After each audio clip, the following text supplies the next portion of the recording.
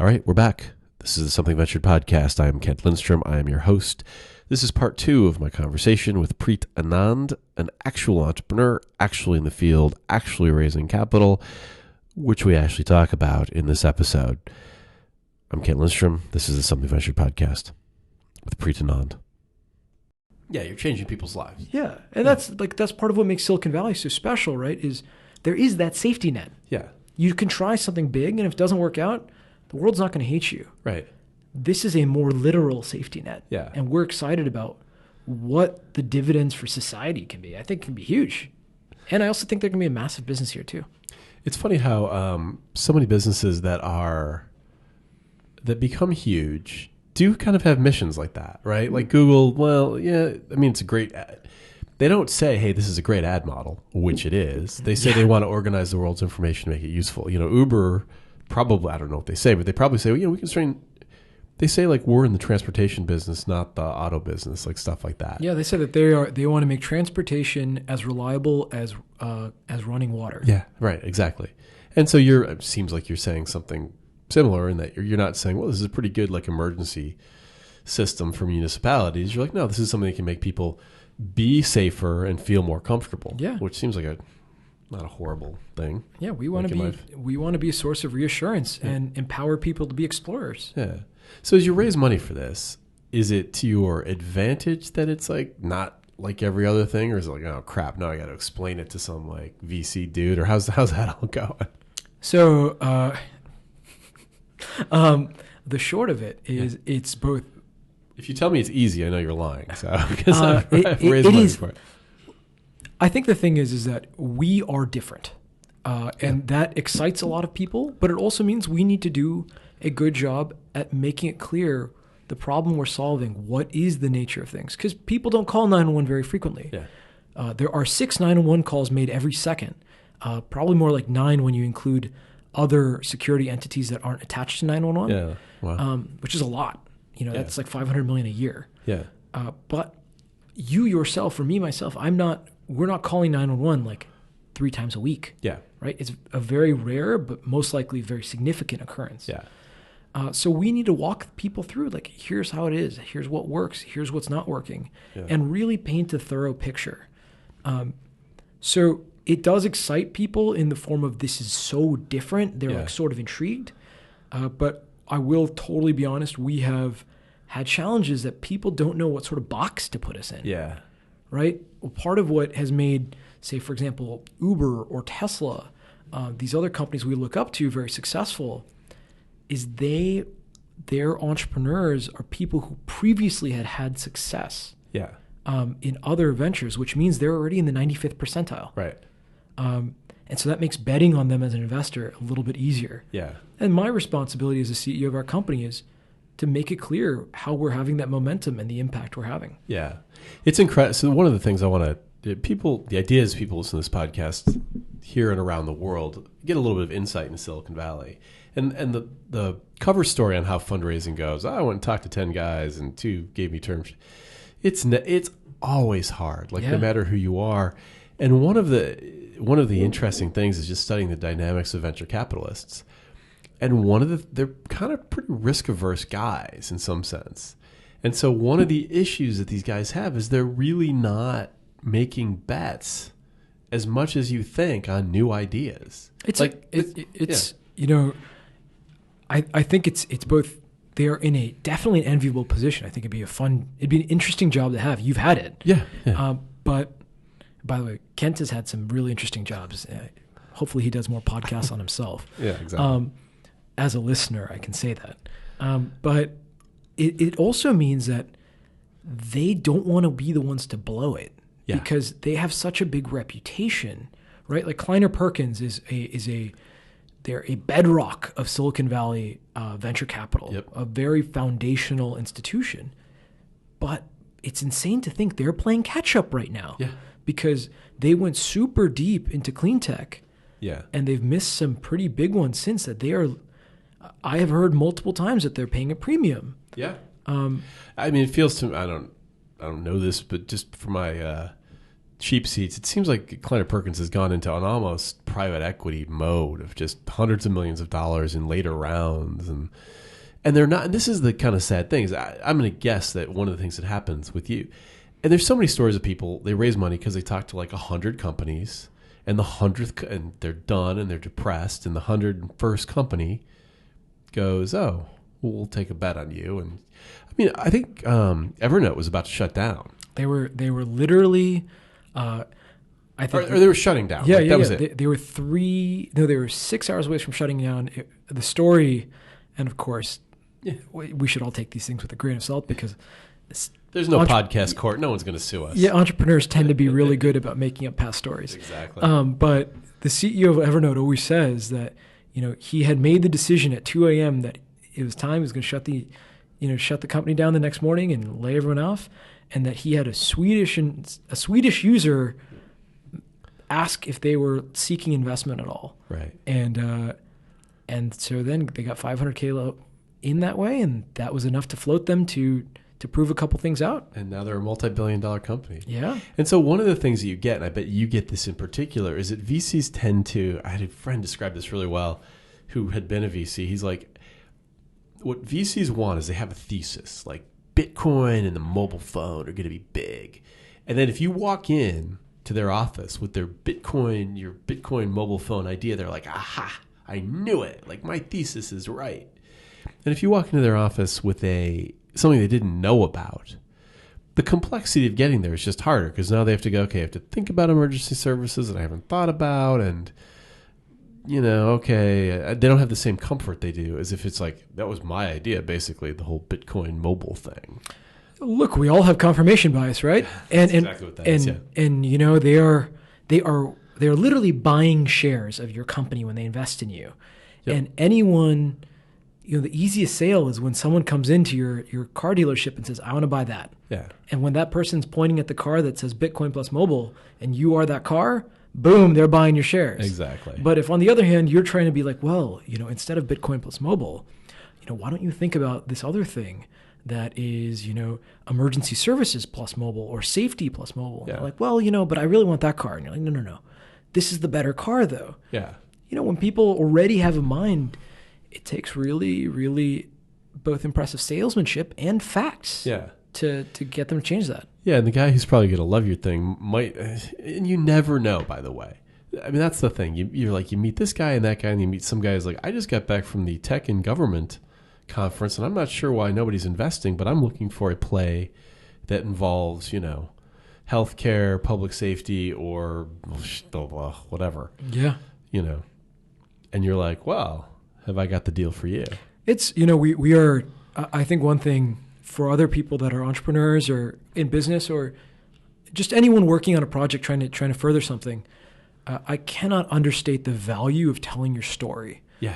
Because it's really. Well, by the way, you buried the lead, right? Like you told you what you did, like and then like way into your story, you mentioned, well, I went to college and 1 out of 4 women are getting sexually assaulted. Sure. And it was like, well, that's more interesting. No. Hey, look, the way I usually tell people I start is like, hey, your smartphone right there.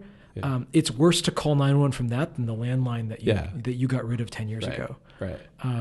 Or telling people like, did you know if you go to Parisma Creek Redwoods Open State Park right now, it's better to call the 911 is slower than calling the ranger dispatch number directly. Yeah.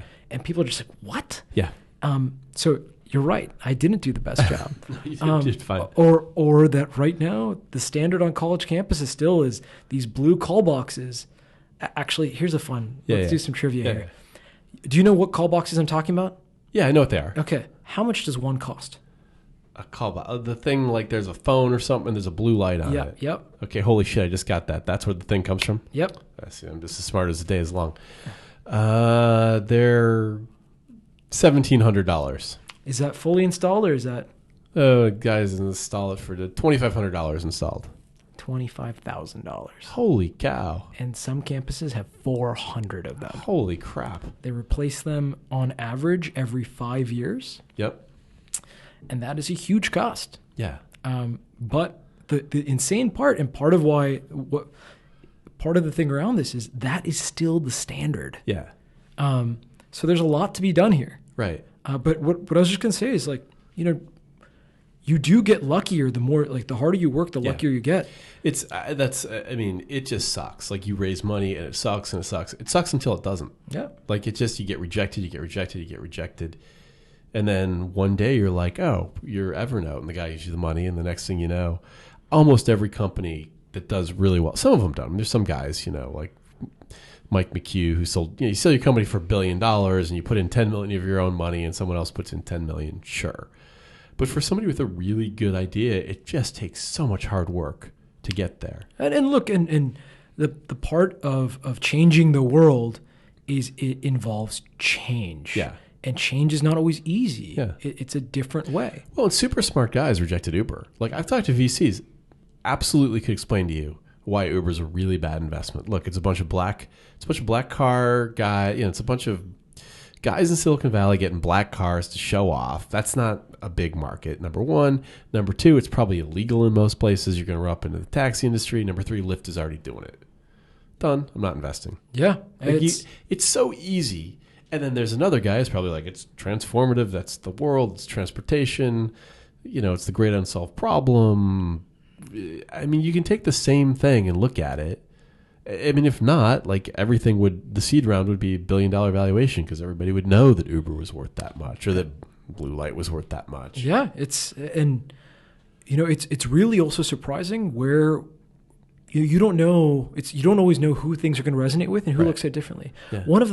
Last week we had a campus come on with us that was really excited about what we're doing from Minnesota State University, Moorhead, bordering Fargo, North Dakota. Holy cow. I have never met them. Yeah. And they just were so excited about what we're doing. Yeah. And I said, how'd you hear about this? Oh, some PR thing. Yeah. And it's like, wow. Like I couldn't tell you which one, but this is a real problem for people. Yeah. And it's so surprising who it can resonate with. That's the one crazy benefit about PR in Silicon Valley too. I generally find it kind of worthless, except that, and the guy I work with, Jonathan Abrams, is great at PR and is a famous enough guy that he gets it, but just stuff happens. Like you just get PR and you don't get that many users from it, like in a consumer internet company. But you get some guy who's like, hey, I work for the BBC, read this thing, and I'd love to meet with you. And that kind of serendipity, it only takes one or two things to click, and all of a sudden you're like, yeah, we're on 5 campuses, we're on 10 campuses, we're on 20 campuses. And if you, by the way, that tempo, if you ever get it when you meet with a VC, where every time you meet the numbers are bigger, really makes them nervous. Oh, for sure. Why don't we get this deal done before that number gets, any further down the line? So you've heard of Product Hunt, of course. Yes, yeah. So we should explain it though, because a lot of people, you're right. It's a fairly tech-oriented thing right now. If you're not in Silicon Valley, you've heard of Product Hunt. Oh, well. So Product Hunt is a website at short that is a collection of different products, and it is constantly being updated on a daily basis with tens, if not hundreds, of new products that are getting submitted to it, and then people vote on which ones they think are the coolest. Yeah. And since there's a lot of people using it for brand new products, it's often a good way to get early exposure. Right. Did I explain it pretty well? Yeah, that's right. And so I think the thing is VCs are watching. Mm-hmm. Like if you're highly rated on Product Hunt, you'll probably get a call from a VC saying, hey, let's sit down and talk. Yeah. So one of the funny Blue Light stories that I'm confident will be in our history is someone a couple months ago, about 5 months ago, put us on Product Hunt as Uber for dangerous situations. Nice. I don't know what that means. It sounds cool, though. It sounds cool. Yeah. So they put us up there, and we weren't looking for any exposure at the time. Yeah. And so I quickly wrote to the folks at Product Hunt, hey, can you take us down? But during that time period, in the hour and a half before it got taken down, 400 people came to our website. Right. And we weren't even the top-ranked thing, so that should tell you a little bit about how much distribution Product Hunt does. Yep. One of those people was Marquette University. Yeah. And they said, we would love to talk with you guys. I love that, yeah. And this was a complete fluke. We got on the phone. They're like, wow, this is really interesting. And I said, well, we're coming out Android first. Do you have Android phones? And they're like, no, we only have Android iPhones. Yeah, sure. So I was like, okay, here's what we're going to do. I'm going to ship you my own Android phone. And then we shipped them our phone from where we were. And while the phone was in flight, getting delivered to them. We set up their campus in blue light. Yep. They were in a meeting with the chief of police. They pull out our phone, hadn't tried it at all, and make a call. And they're not sure if it's going to go to 911 or what's going to happen. Yeah. And right outside of the delivery package, blue light goes right to their campus police and gives them location and just floored the crap out of them. That's awesome. And that was only because of a product hunt. Fluke. Yeah. Fluke. Yeah. And that's, man, with this is probably true in life. You just get out there and you do stuff and stuff happens. But you got to keep moving. You just got to be in the game and you got to be out there. So how are you feeling about the fundraising now? Like are you in a discouraged phase, a happy phase? I'm excited. Yeah. We have avoided fun. We've been very focused on proving out certain milestones. We just released our Blue Light iPhone app 6 days ago. Yep. Congratulations. Thank you. Growth is up 400%, so that's good. Excellent. So we're going to be getting ready to fundraise here in probably the next month or so. All right. And I'm feeling excited because we've got some real momentum.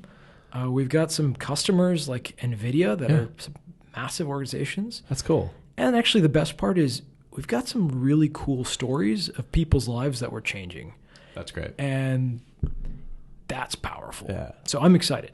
So this is kind of backwards podcast. So we know what you do. Yeah. We know where you're going to move to. Yeah. We know you're looking for a house. Well, let's talk about the path just to getting there, like briefly, like working backwards. You started in San Diego, right? I grew up in San Diego too. I grew up I was born in El Centro, which is outside of San Diego. Yeah, I mean, it's deep Southern California. Yeah. And how do you get, it's a weird place, right? San Diego, it's a beautiful place. It's gorgeous. But the place is a weird set of contradictions. Yeah, right? There's something about it. It's a beach culture, but happens to be one of the most militarized cities in the country. Yep. That's where the Navy SEALs are based. Yep. It is, fairly conservative, yet happens to be the craft beer capital of the country now. Really? Yeah. There's 80 breweries in San Diego. I drink that Green Flash stuff. Yep. That stuff's when good. They have it, Yep. Yeah, that's right. Karl Strauss is my favorite. Oh, yeah, right. Red Trolley Ale. Yeah. And it's not a incredibly diverse area, but you also have a very strong, because of the border, Hispanic. It's also Hispanic. Yeah, of course. Everyone's fluent in Spanish. Yeah. It's a weird place. It's a weird tech community. I mean, I grew up with the kid of the Qualcomm founder, who became a big part of the company. Was there? I mean, one of the brothers ended up being CEO. So there's that. But other than that, there's not a big tech. Well, how'd you get interested in computers from San Diego? There was a beach. There was not in El Centro, but there was a beach somewhere. I grew up with it, right? Just a lot of people. Our first computer, and it was in our house maybe around when I was 4 or 5. Yeah, okay. Playing Oregon Trail on the computer. Games are a big thing you'll see and recurring in my life. And you start seeing what are the other things you can do with this. Yeah. And so the games lead to Zynga eventually. Yeah, exactly. And lots of nightmares for my poor mom. I'm sure.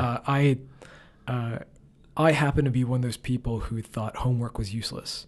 Uh-huh. And so I made it a point in middle school to literally nail my tests, but intentionally never do homework. Yeah. For any kids listening to that, as much as I celebrate your cause, turns out that I almost got kicked out of school because of that. So don't do that.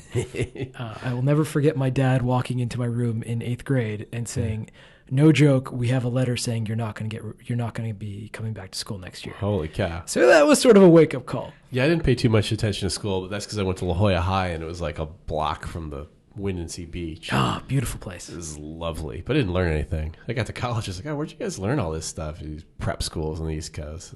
Screw that. So Zynga, what's the lesson of Zynga? People made billions of dollars. It went way up. It went way down. I don't want to disparage anybody. I'm just... How much time do you want to spend on this? Not forever, but I'm curious. Zynga went enormously high in the stock market. It came out. It was a product that worked on Facebook, which was the hottest thing, and then it kind of went way down, and it's puzzling. I will try to be succinct. Sure. Let me first say, I would repeat my Zynga experience 11 out of 10 times. Okay. Yep. It was foundational in me learning how to execute and do business quickly. Yeah. It also helped me gain I already had a significant amount of confidence, but it furthered that and helped me meet a lot of interesting people. Yeah. Which, by the way, is great. Huge. It's just, the Silicon Valley is not like other places. You just meet as many people as you can. And people, in spite of what we said about Uber, people are generally trying to help each other career-wise. If for no other reason, they know it's going to come back. They're going to help some guy, and someday he's going to be CEO of Uber and give you some shares, and you're going to be worth $1 billion. I mean, yeah. And in fairness, there's a lot of I know a lot of really cool people at Uber too. It's just for sure. Yeah, they just they are play playing. Hard. They're playing hard, They play hard. and I celebrate that. Yeah, we do have Blue Light too.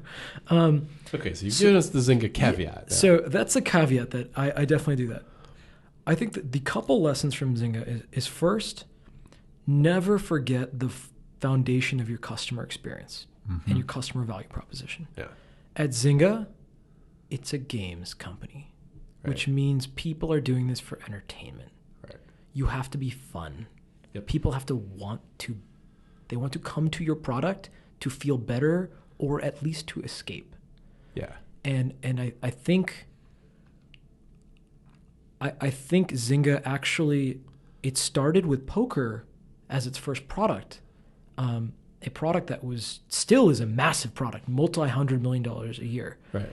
But poker is already a well-designed game. Zynga didn't have to design the game. They didn't have to create the fun. Yeah. They had to be awesome at distribution, Yep. which they were, which they were. Yeah. But new games, I don't think as a company we respected that piece and empathized with what the value we were trying to provide for our customer was. And in short, better games came to market. Yeah. That's one. Yeah. The second one is we grew so crazy fast that Zynga became a net importer of culture. Mm-hmm. Interesting. If you were thinking of culture as like a unit and like a trade balance, Zynga was founded in 2007. I joined in 2010. When I interviewed was in, I think, March or April of 2010. I got the offer about a month later. In that time period itself, the company grew by 100 employees. Yeah. Between when I got my offer and when I started, the company had another 200 employees. Yeah. Between when I started of July of 2010 and a year and a half later, it grew from 800 employees to 3,200 employees. Yeah. So just in terms of the people coming in, probably myself included, we were bringing a different vantage point than what the soul of Zynga was. Yeah.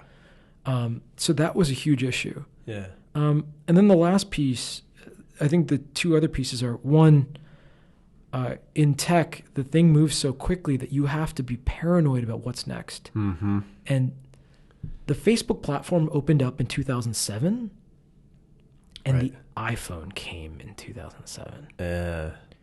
And Zynga was so successful on the Facebook platform on desktop that it was easy to miss the iPhone because it came at the same time. Right. Turns out mobile gaming's bigger. Yeah. Turns out Facebook does not care as much. They were more focused on making sure they were successful on mobile than trying to make sure their platform was successful on mobile. Yeah, right.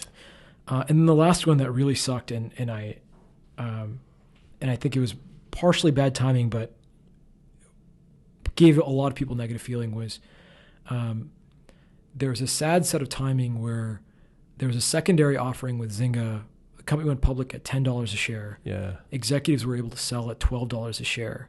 And by the time the employee lockup ended, it was $8.50 a share. Yeah, right. So as employees, a lot of people never were able to sell shares after the company went public. Oh, right.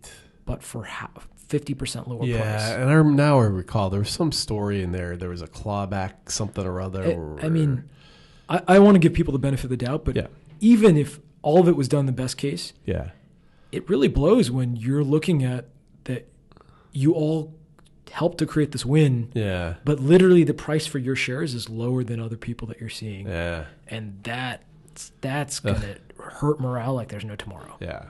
So the company had some serious attrition problems. Sad tale, but you learned a lot, and now you've got a great new company. Oh, hey, and look, it was awesome. Yeah. I would do it all over again for sure. Yeah, well, I mean, you learn from, I worked at Friendster, and that wasn't the big success in the end, but it was boy, I learned everything from that. Or not everything. I learned a lot from that. Hey, So. Zynga went public. Yeah, it's right. still a multi-billion-dollar company. Well, yeah, it's like when people say, well, that guy, that rock star, he only had one hit. It's like, yeah, well, that's one more hit than like 99.9% of everyone else did. He's just not the Rolling Stones. Yeah, I know many people who are millionaires because of Zynga. They're just not as big of millionaires as they once were. Only in Silicon Valley. It's all relative. Yeah. Well, I feel like we've done this thing. I feel good about it. This is good. So Blue Light, how do people get in touch with you? If someone's listening, like, hey, I want to learn something about that. Please, I'm a college or I'm a investor or whatever it is. Yeah, and by the way, Blue Light, to be clear, you don't just have to be at a college campus for this to be of value. It's our biggest focus, but wherever you go in the country,